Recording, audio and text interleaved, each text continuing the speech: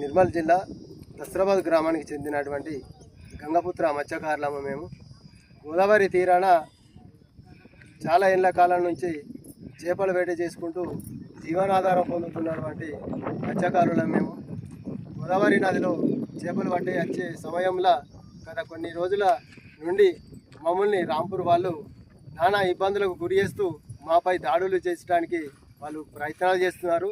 ఈరోజు కూడా మాకు దాడులు చేయడానికే అక్కడ ముందుండు కూర్చుండి ఉన్నారు కాబట్టి పోలీస్ రక్షణతోటి మేము ఇక్కడ దాకా వచ్చి రావడం జరిగింది.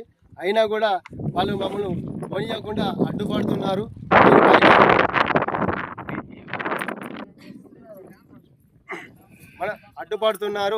ఈ అడ్డుపడడానికి రాంపూర్ వాళ్ళకు ఏం రైట్స్ ఉన్నాయో తెలియదు. రాంపూర్ విలేజ్ వాళ్ళు మమ్మల్ని ఎందుకు అడ్డు పెడుతుండ్రో, వాళ్ళు మా మీద దౌర్జన్యాలు, మా మీద మారణాయుధాలతో దాడులు ఎందుకు చేస్తున్నారో మాకు అర్థమవుతలేదు.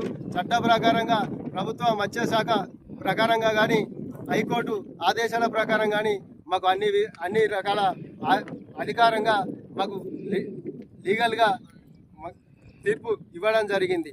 వాళ్ళు చేపలు పట్టుకోవడానికి గోదావరిలో ఏ కులమైనా పట్టుకోవచ్చు, ఎవరైనా పట్టుకోవచ్చు మత్స్యకారులు అనేవాళ్ళు అనే దాని మీద గోదావరి నుంచి ప్రాంతీయటువంటి గోదావరి నదిలో చేపలు పట్టుకునే అవకాశం ప్రభుత్వం మత్స్యశాఖ కల్పించింది. కానీ మత్స్యశాఖ నుంచి వచ్చినటువంటి లైసెన్సులు కూడా ఉండి కూడా మమ్మలను చేపలు పట్టద్దని అడ్డుకుంటూ మా మీద దౌర్జన్యంగా రాంపూర్ వాళ్ళు మా మీద దౌర్జన్యాలు చేస్తున్నారు. కాబట్టి మేము చాలా నష్టపోయినాం. గత కొన్ని రోజుల నుంచి నష్టపోయి మా పిల్లలు మా బిడ్డలు అందరు కలిసి కడుపుకు తిండి లేక నానా ఇబ్బందులతో ప్రస్తావనలతో ఇక్కడ నిరసన తెలపడం జరుగుతుంది. మాకు ఆ న్యాయం జరిగేంత వరకు ఇక్కడ నుంచి వెళ్ళేదే లేదు. మా గోదావరి నదిలో ప్రవహించుతున్నటువంటి గోదావరి నదిలో వాళ్ళకు సంబంధించినటువంటి వాళ్ళు ఇదంతా మాకే కావాలని, రాంపూర్ వాళ్ళు ఇదంతా మాకే కావాలని వాళ్ళు ఎందుకు ఇలా ఇటువంటి చేస్తున్నారో వాళ్ళ మీద తక్షణమే చేపలు పట్టుకునే మమ్మల్ని అడ్డుపడుతున్నటువంటి వాళ్ళ పైన పోలీసుల డిపార్ట్మెంటు వాళ్ళ మీద చర్యలు తీసుకోవాలి. చట్ట ప్రకారంగా వాళ్ళ మీద కేసులు పెట్టాలి.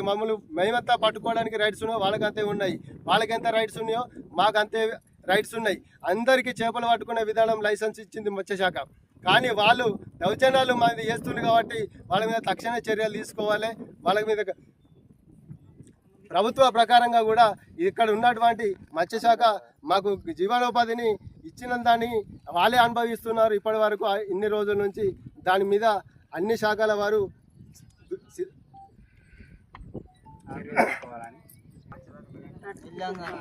మాకు దీన్ని పూర్తి స్థాయిలో న్యాయం చేయాలని మేము కోరుకుంటున్నాం.